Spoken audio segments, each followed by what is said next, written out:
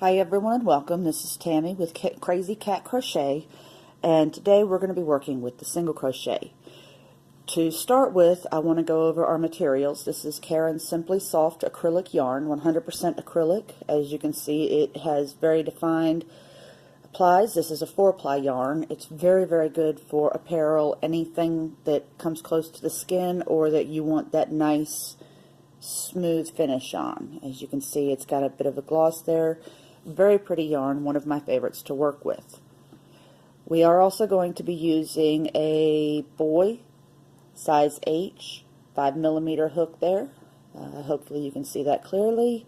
Boy is stamped into the handle. This is one of their ergonomic rubberized grip aluminum crochet needles. Very, very comfortable.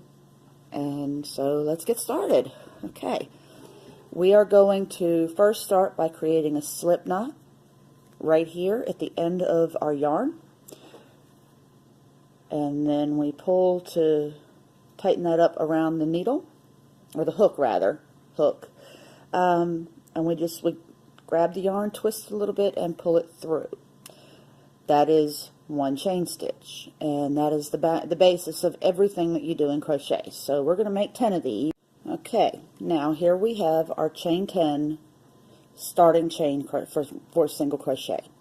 Okay, we have this end loop. In single crochet, you always work in the second chain from the hook, not the first.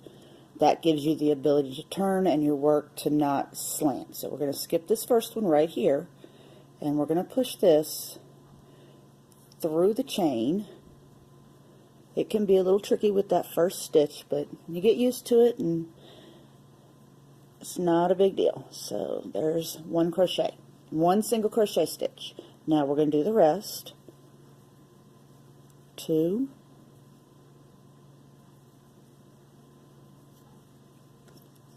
3, 4,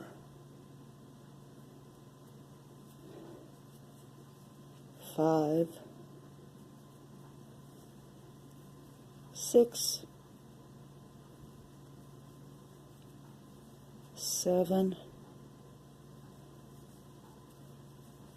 Oh, let's catch that there. There we go. 8.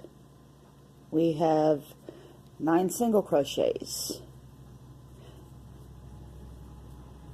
Okay, now at the end of this row, you see we have 9 single crochets. You can count the loops. 1, 2, 3, 4, 5, 6, 7, 8.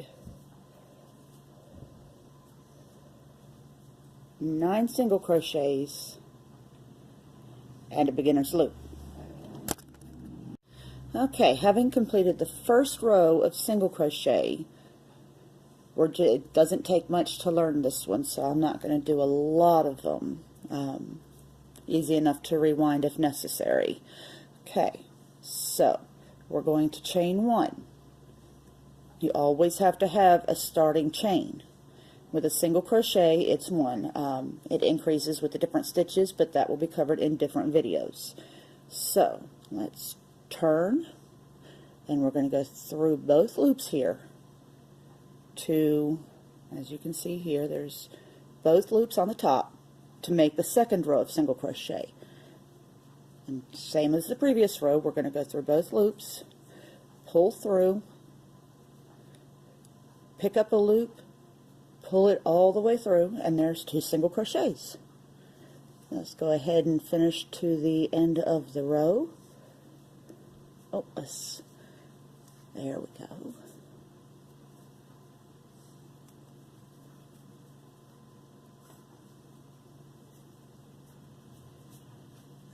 Now, if you continue, you will end up with a rectangular piece of single crochet that is very sturdy and very warm. It's got a very, okay, now, here we are. Nope, that's,